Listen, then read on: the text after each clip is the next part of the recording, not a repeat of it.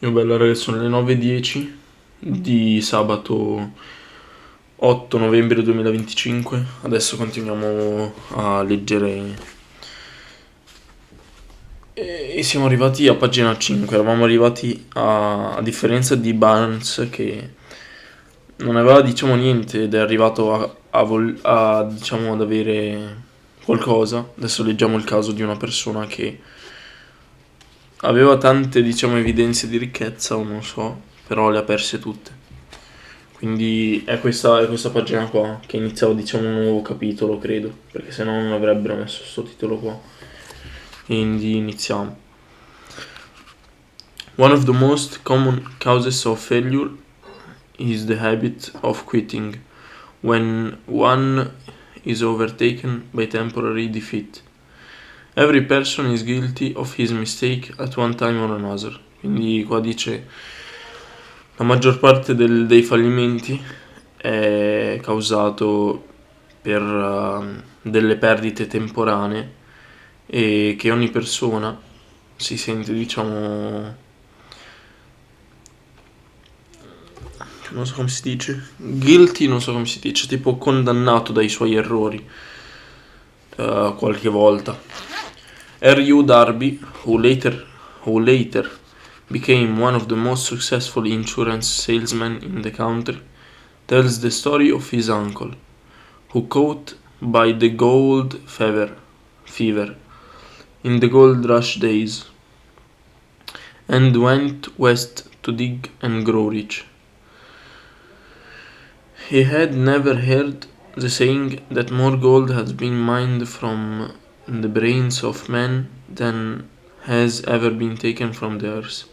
He staked a claim and went to work with pick and shovel. The going was hard, but his lust for gold was definite.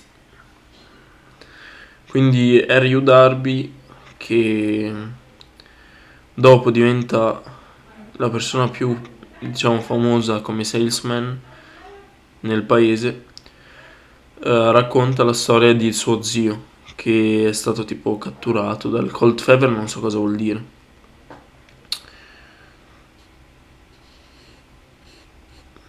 Però vabbè, continuiamo. After weeks of labor, he was rewarded by the discovery of the shining ore. He needed machinery to bring the ore to the surface. Quietly, he covered up the mine, retraced his footsteps to his home in Williamsburg, Maryland, and told his relatives and a few neighbors of the strike. They got together money for the needed machinery and had it shipped. The uncle and Darby went back to work the mine. The first car of ore was mined and shipped to a smelter. The returns proved they had one of the richest mines in Colorado. A few more cars of that ore would clear the depths. Then would come the big killing in profits. Comunque ragazzi, secondo me il mio problema è che non leggo, cioè che leggo e salto le punteggiature. Adesso vi metto la canzoncina, cioè la canzone di sottofondo. Così almeno non è così tanto noioso, poi non... Boh, magari mettete sto audio mentre dormite.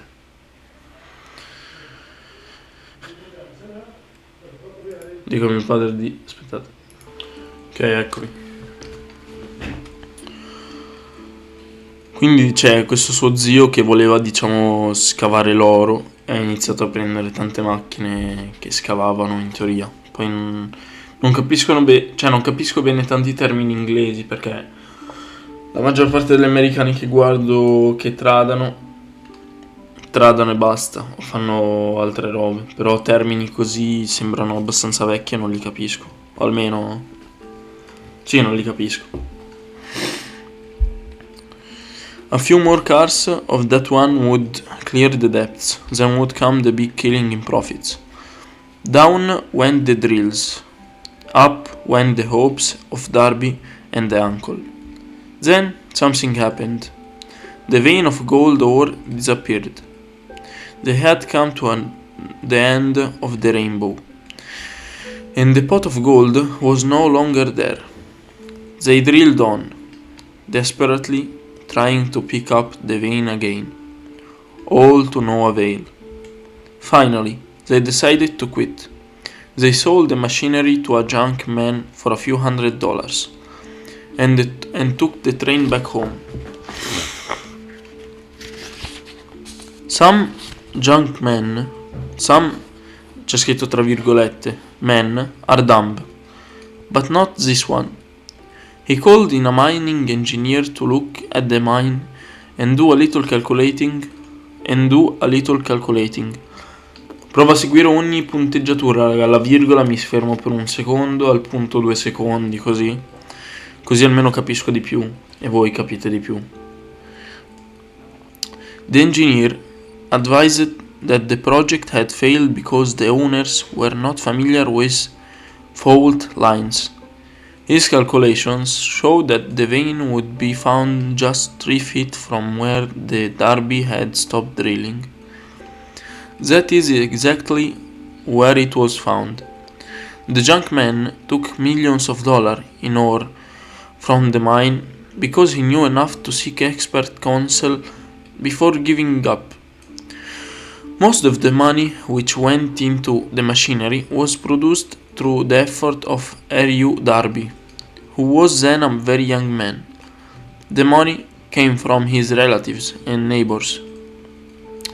Because of their faith in him, he paid back every dollar of it, although he was years in doing so.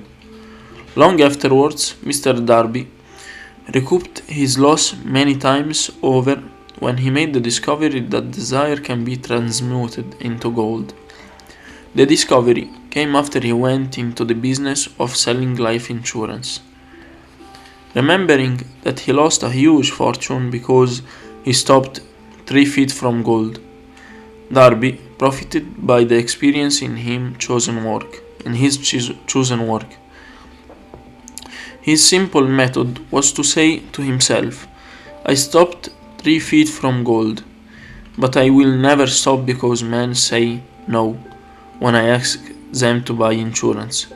He owes his stickability to the lesson he learned from his quietability in the gold mining business. Before success comes to most people, they are sure to meet with much temporary defeat, and perhaps some failure. When faced with defeat, the easiest and most logical thing to do is to quit. That is exactly what the majority of people do.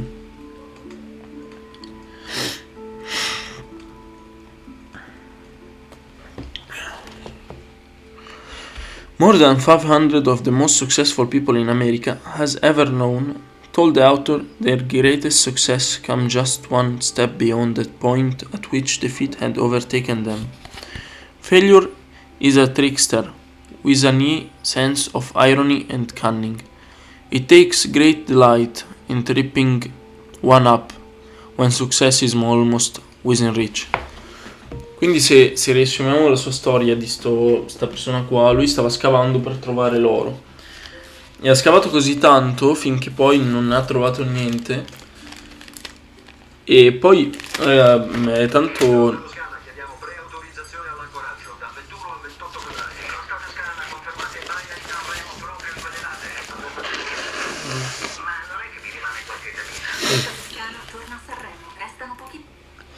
sto dicendo, per quanto possa sembrare cringe, ma tante persone fanno la stessa cosa col trading, quindi non hanno abbastanza esperienza o non sono abbastanza informati, ci provano e quando sta per arrivare, diciamo, il momento in cui capiscono tutto, mollano lì. Ed è la stessa cosa che è successa con questa persona qua, che voleva, diciamo, scavare l'oro e poi ha dato tutti i macchinari a un'altra persona e l'altra persona è, diciamo, stata più furba perché ha chiamato una persona che era abbastanza conosciuto, che sapeva come fare questa cosa qua, e aveva detto che l'oro era molto più vicino. e quindi Mr. Darby aveva perso l'opportunità. Adesso lo cerchiamo, vediamo Mr. Darby Think and Grow Rich, così anche ogni tot personaggio che magari non riesco a spiegarvelo benissimo. Mr. Darby Think, ok, 50 Cent, qua c'è pure 50 Cent adesso.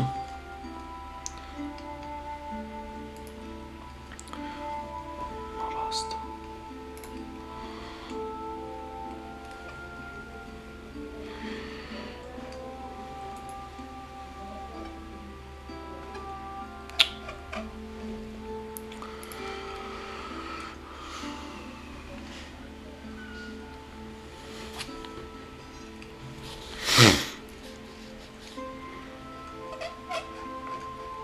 Ecco, gol.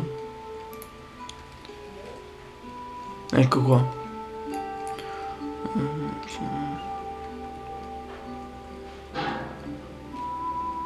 È vero, ok, sto condividendo lo schermo. As a result, I nevertheless the majority of my blog readers in radio listen to Napoleon Hills tells a story about a gentleman named R.U. Darby. Darby was a millionaire when Mr. Hill interviewed him in preparation to write his book. However, the story Darby shared with Mr. Hill was about a defining moment in his life when he was much poorer and younger. That taught him to understand the power of persistence. Quindi raga, c'è questo libro qua, ti dà delle piccole nozioni. Ad esempio noi che tradiamo, poi è troppo corny, non so come si dice, cioè è troppo cringe, però per quanto sia cringe è vero. Nonostante quante volte perdi, anche perché tante persone mollano dopo la prima perdita o la prima sconfitta e non cercano di trovare il perché hanno perso o perché stanno prendendo tot stop. Però continuiamo qua un attimo. Darby's story provided a great lesson for all of us because he stopped 3 feet short of the goal he was seeking. He just decided to quit. Here is the story. Darby's uncle was going to Colorado during the gold rush days and eventually come across gold ore. Non so cosa vuol dire ore. In the need of mining machinery to dig up more gold. Darby's uncle returned home to Maryland to secure financing for the machinery. While there, he also was able to enlist Darby's help. Once financing was secured, Darby and his uncle returned to Colorado to work at the mine. Initially, things were going well. The first remnants of gold they discovered were shipped to a smelter and raga, aspettate un attimo.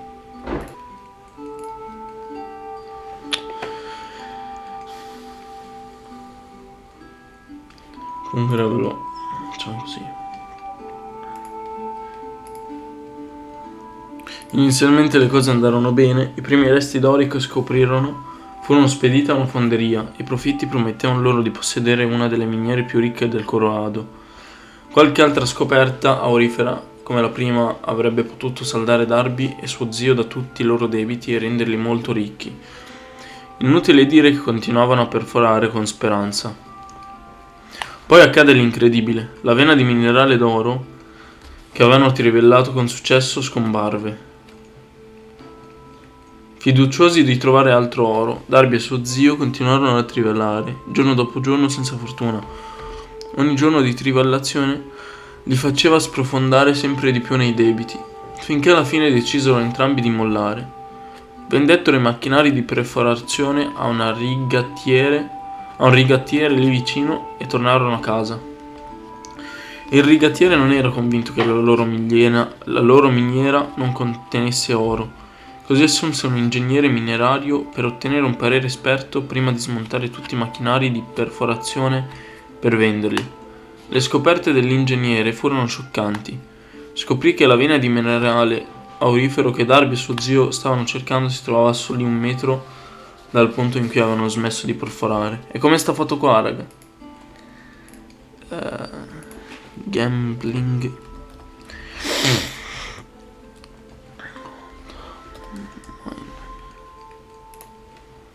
Cioè, questo è Darby. E come si chiama l'altro?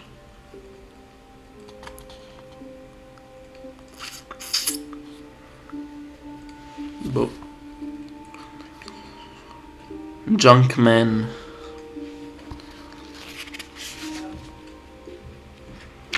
Boh, e l'altra persona è questo qua, che poi ha trovato l'oro. Comunque raga, adesso faccio una roba e arrivo, Comunque adesso c'è a 50 cent lesson in persistence. Shortly after Mr. Darby received his degree from the University of Hard Knocks and had decided to profit by his experience in the gold mining business, he had the good fortune to be present on an occasion that proved to him that no does not necessarily mean no. One afternoon he was helping his uncle grind wheat in an old-fashioned mill. The uncle operated a large farm on which a number of sharecrop farmers lived. Quietly, the door was opened, and a small child, the daughter of the tenant, walked in, took her place near the door. The uncle looked up, saw the child, and barked at her roughly. "What do you want?" Meekly, the child replied, "My mammy says send her 50 cents. I will not do it." 50 cents? Pensavo il cantante. "I will not do it," the uncle retorted. "Now you run on home." "Yes, sir," the child replied, but she did not move. The uncle went ahead with his work, so busily engaged he did not notice that the child had no left.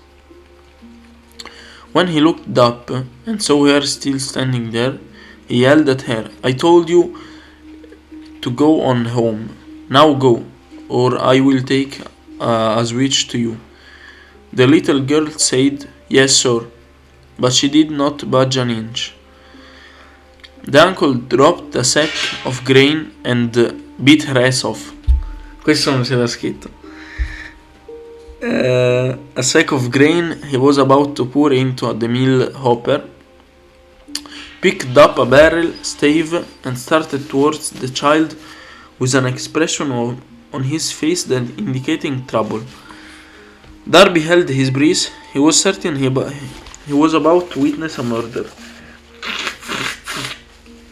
He knew his uncle had a fierce temper. When the uncle reached up the spot where the child was standing, she quickly stepped forward 1 step, looked up into his eyes and screamed at the top of her shrill voice, "My mammy's got have that 50 cent." The uncle stopped, looked at her for a minute, then slowly laid the barrel stave on the floor. But his hand in his pocket took out $50 and gave it to her. The child took the money and slowly backed towards the door, never taking her eyes off the man whom she had just conquered. After she had gone, the uncle sat down on a box and looked out the window into space for more than 10 minutes. He was pondering. With Ewi, non so cosa vuol dire questa parola, on the whipping he had just taken. Mr. Darby, too, was doing some thinking. That was the first time in all his experience that he had seen the child of a sharecropper deliberately master an adult authority figure. Oh mia raga, i miei baffi stanno per entrare nella mia bocca.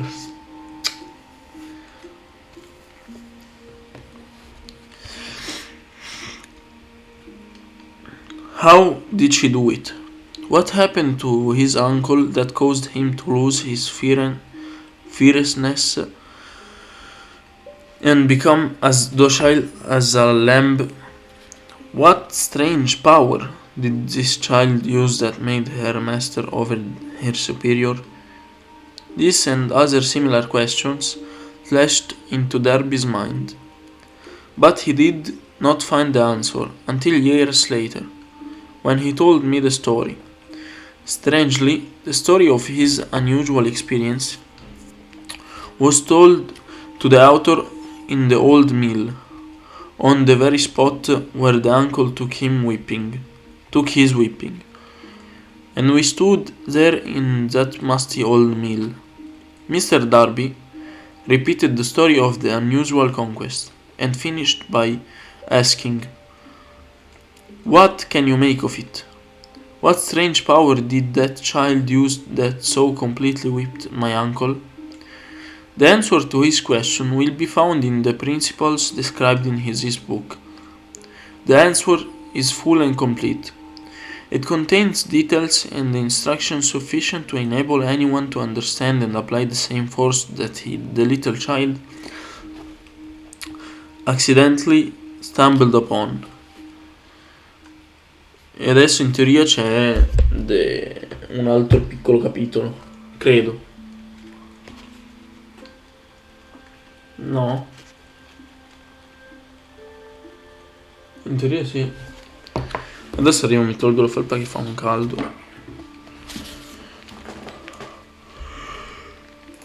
Ok. The power of thought.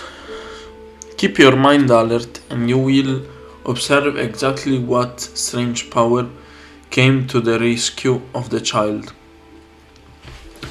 You will catch a glimpse of this power in the next chapter. Somewhere in the book you will find an idea that will quicken your receptive powers and place at your command for your own benefit. This same irresistible power, the awareness of this power, may come to you in the first chapter, or it may flash into your mind in some subsequent chapter.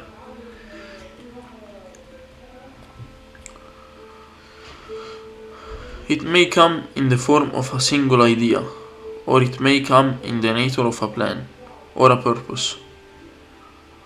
Again, it may cause you to go back into your past experience of failure or defeat and bring to the surface some lesson by which you can regain all that you lost through defeat. After I described to Mr. Darby the power unwittingly used by the little child, he quickly retraced his 30 years of experience as a life insurance salesman. He frankly acknowledged that his success in that field was due, in no small degree, to the lesson he had learned from the child.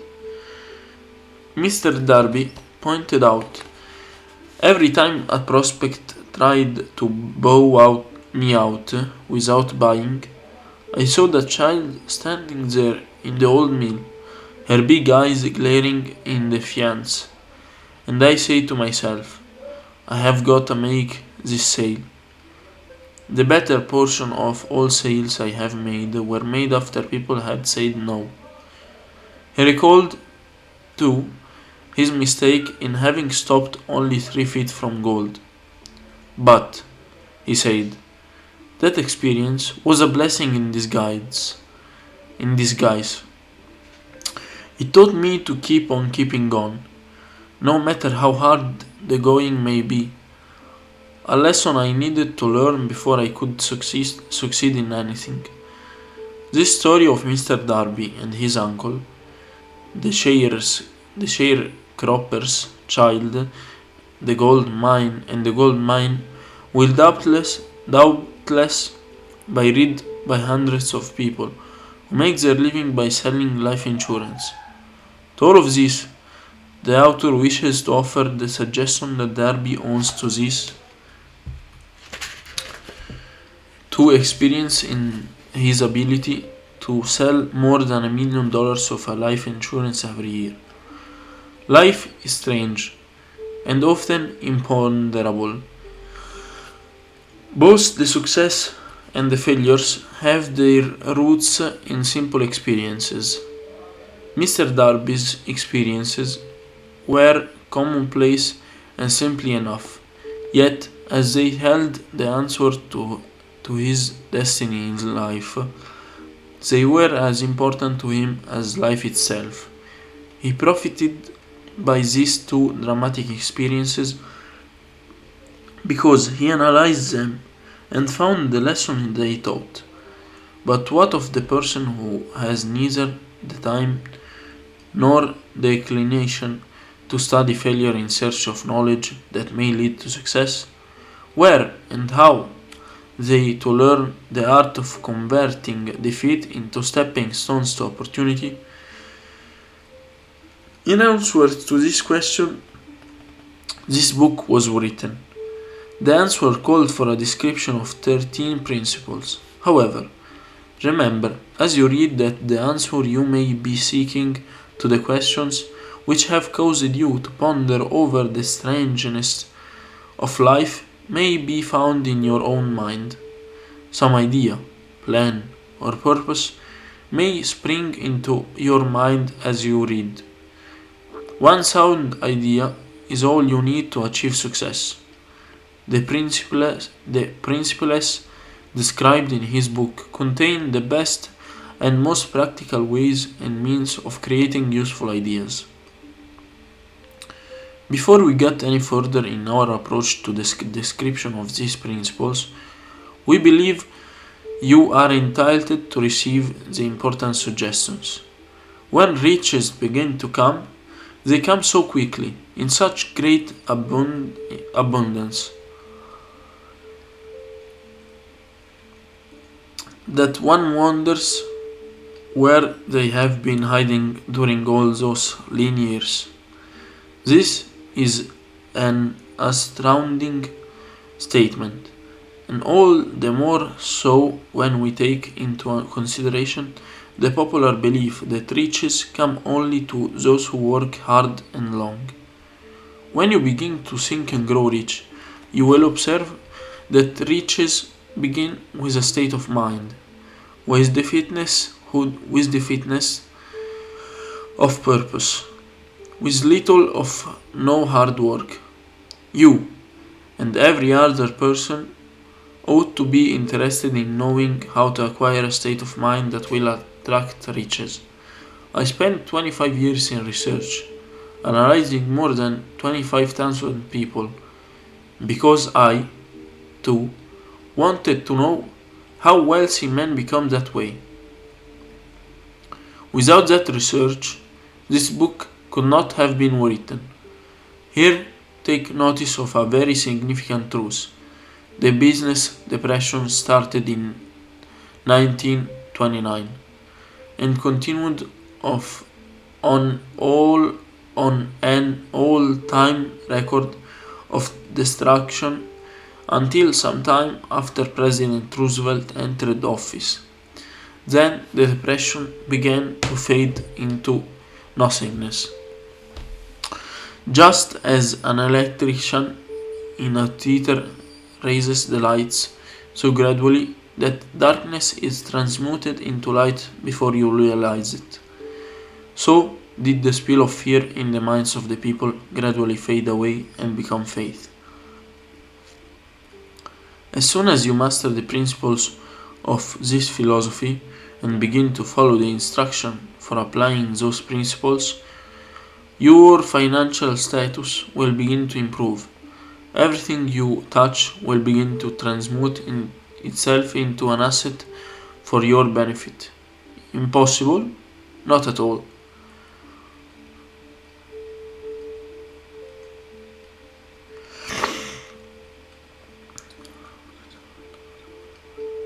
One of the main weaknesses of mankind is the average person's familiarity with the word impossible.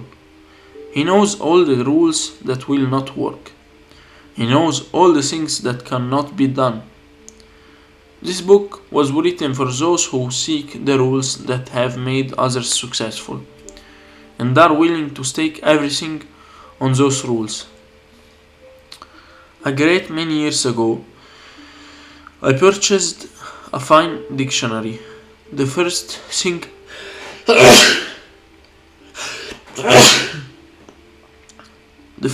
I did was turn to the word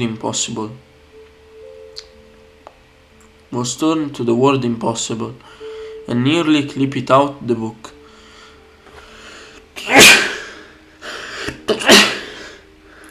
Ok, sono tipo passati 10 minuti, sono stato sul telefono. Ero arrivato. Ok. This book was written for those who seek the rules that have made others successful, and are willing to stake everything of those rules. A great many years ago I purchased a fine dictionary. Eravamo arrivati qua. That would not be an unwise thing for you to do. Success comes to those who became success conscious.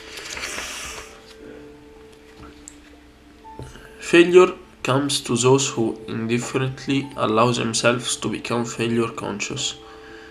The object of this book is to help all who seek it learn the art of changing their minds from failure consciousness to success consciousness.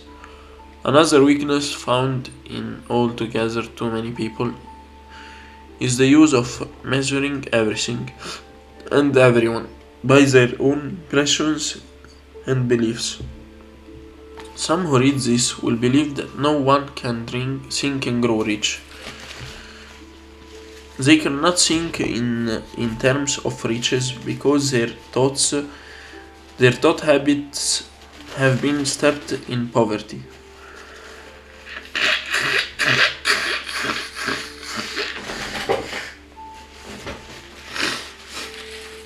Want, misery, failure, and defeat. Millions of people look at the achievements of Henry Ford and envy him his good fortune, or luck, or genius, or whatever they credit for Ford's fortune. Perhaps one person in every 100,000 knows the secret of Ford's success, and those who do know are too modest, are too reluctant to speak of it, because of its simplicity. A single transaction will illustrate to see the secret perfectly. When Ford decided to produce his now famous V8 motor, he chose to build an engine with the entire 8 cylinders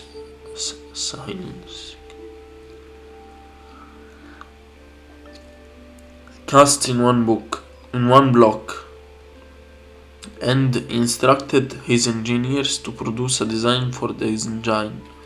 The design was placed on paper, but the engineers believed it was simply impossible to cast an 8-cylinder gas engine block in one piece.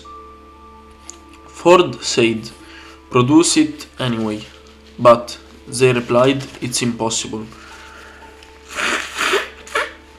"Go ahead," Ford commanded, "and stay on the job until you succeeded. No matter how much time is required." The engineers went ahead. There was no other option if they were to remain on the Ford staff. 6 months went by and nothing happened. Another 6 months passed and still nothing happened. The engineers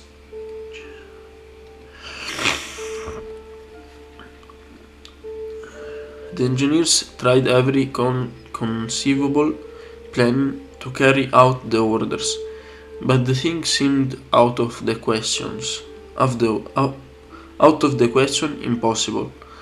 At the end of the year, Ford checked with his engineers, and again they informed him they had found no way to carry out his orders. "Go right ahead," said Ford. "I want it, and I will have it." They went ahead, and then, as if by a stroke of magic, the secret was discovered. The Ford determination had won once more. This story may not be described with minute accuracy, but the sum of substance of it is correct. Deduce from it, you who wish to think and grow rich, the secret of the Ford millions. If you can, you will not have to look very far. Henry Ford is a success because he understands and applies the principle of success. One of these is desire, knowing what one wants. Remember this Ford story as you read, and pick out the lines in which the secret of his stupendous achievement has been described. If you can do this, if you can lay your finger on the particular group of principles that made Henry Ford rich, you can equal his achievements in almost any calling for which you are suited. The Henry Ford of the late 20th century was Bill Gates. Just as Ford revolutionized the transportation industry by creating a car that almost anyone could afford and drive, Bill Gates transformed the computer industry by designing software that enabled everybody, not just the specialized technocrats, to be able to use computers, and later making the personal computer a virtual necessity in every office, school and home. This resulted in Bill Gates accruing billions of dollars and becoming the richest man in America. He first became entranced with computer and began programming then at age of 13. In 1973, he entered Harvard University, where he lived down the hall from Steve Ballmer, now Microsoft chef, as executive officer. While at Harvard, Gates developed a version of the programming language BASIC for the first microcomputer. Gates was so absorbed in his dream of building a software company that he left Harvard to devote his energies to fulfilling it. A few years earlier, he and his childhood friend Paul Allen had formed a company, Microsoft, as the vehicle for his endeavor.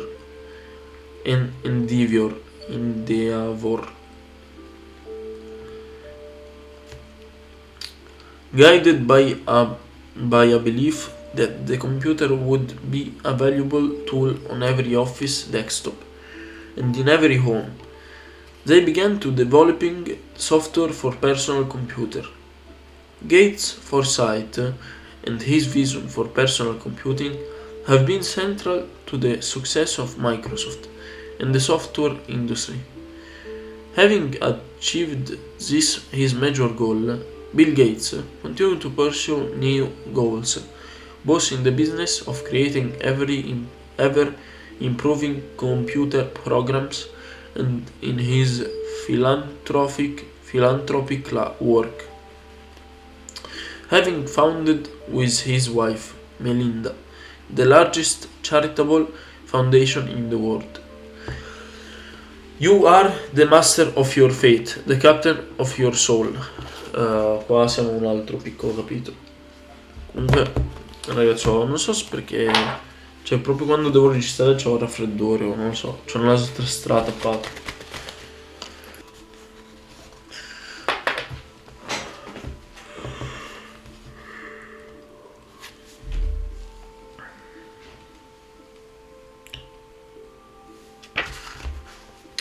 You are the master of your fate, the captain of your soul. When the English poet W.C. Henley, who wrote his prophetic lines, I am the master of my fate, I am the captain of my soul, he should have informed us that the reason we are the master of our fate, the captain of our souls, is because we have the power to control our thoughts. He should have told us that the ether in which this little planet float, in which we move and have our being, is a form of energy moving at an inconceivably high rate of vibration, and that the ether is filled with a form of universal power which adapts itself to the nature of the thoughts we hold in our minds. They influences us in natural ways to transmute our thoughts into their physical equivalent. And the poet had told us of his great truth, we would know why it is that we are the master of our fate, the captains of our souls. He should have told us with great emphasis that this power makes no attempt to discriminate between destructive and constructive thoughts, that it will urge us to translate into physical reality thoughts of poverty just as quickly as it will influence us to act upon thoughts of riches. He should have told us, too, that our brains become magnetized with the dominating thoughts we hold in our minds, by means with which no one is familiar. These magnets attract to us the forces, the people, the circumstances of life which harmonize with the nature of our dominating thoughts. He should have told us that before we can accumulate riches in great abundance,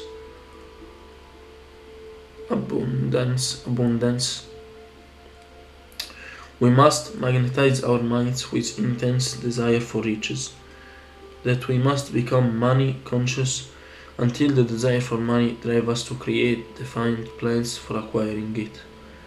But, being a poet and not a philosopher, Henley contented himself by stating a great truth in poetic form,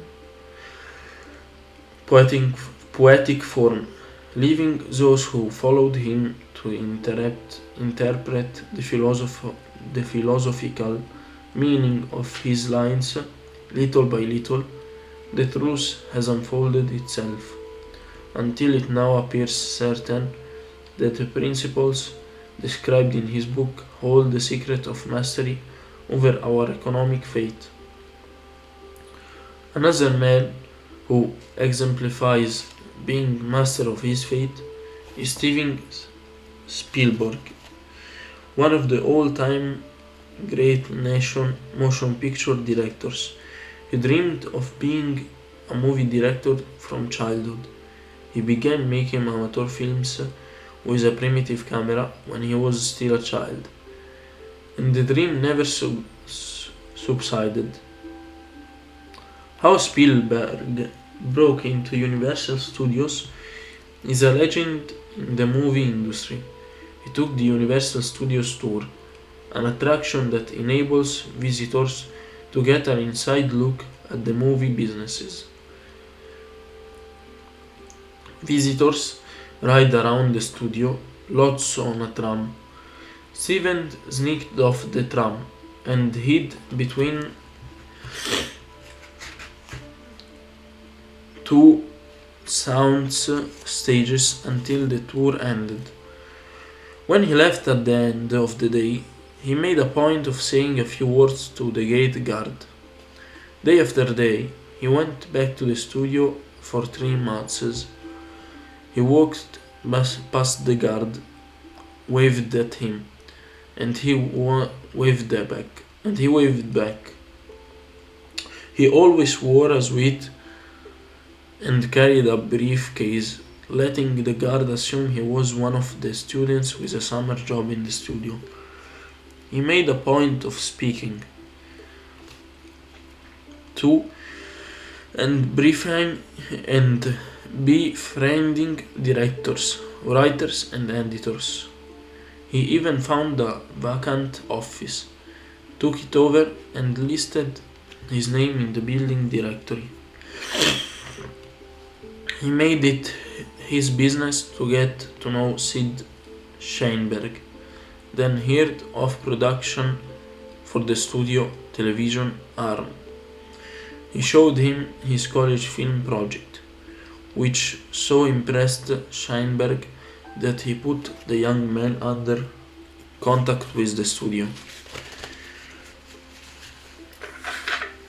His first full-length film, The Sugarland Express, received critical acclaim and won a Best Screenplay award at the 1974 Cannes Film Festival.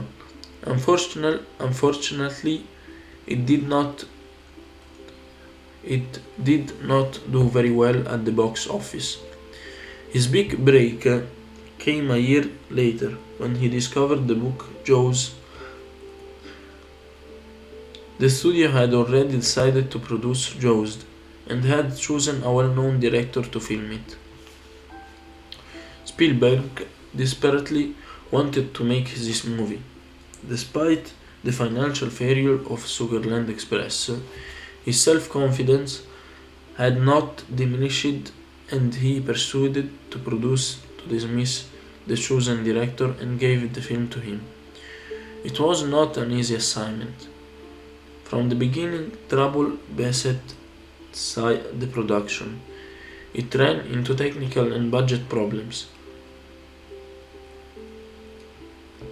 However, when Jaws was released in June 1975, it enjoyed twofold success. It broke box office records and the critics loved it. Within a month of its release, the film had taken in $60 million at the box office, an unheard of amount at the time. Over the next few years, Spielberg directed several movies, including the popular Indiana Jones series, the award-winning The Color Purple, Empire at the Sun, and E.T. He later directed Jurassic Park, which would also become at its time the most successful movie in history, the third Spielberg film to break the record. It also brought in every $1 billion in gross receipts, toys and other merchandise. Spielberg continued to pursue his dream when he and two other Hollywood moguls created their own production company. They called it DreamWorks. We are now ready to examine the first of these principles. Maintain a spirit of open-mindedness. Remember, as you read, that they are invention of no single person. The principles were gathered from the life experience of more than 500 men who actually accumulated riches in huge amounts. Men who began in poverty, with little education or influence. The principles would work for these men. You can put them to work for your own enduring benefit.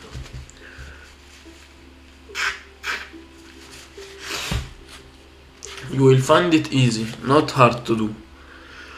Before you read the next chapter, I want you to know that it conveys factual information that might easily change your entire financial destiny. And it has no definitely broad changes of stupendous proportion to two people described. I want you to know also that the relationships between these two men and myself is such that I could have taken no liberties with the facts. Even if I had wished to do so, one of them has been my closest personal friend for almost 25 years. The other is my own son. The unusual success of these two men, success that Jay generously accredit to the principle described in the next chapter, more than justifies to his personal reference as a means of emphasizing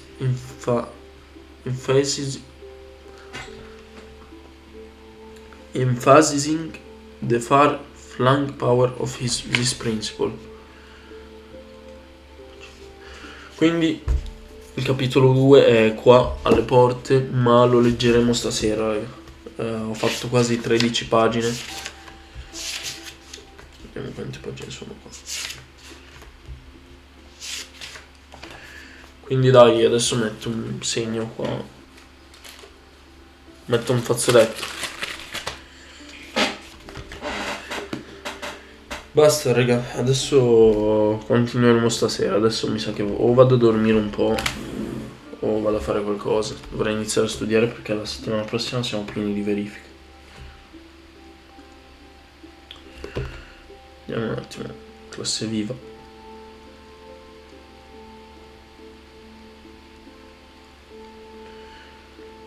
Lunedì c'è una verifica. Matematica sì. Martedì.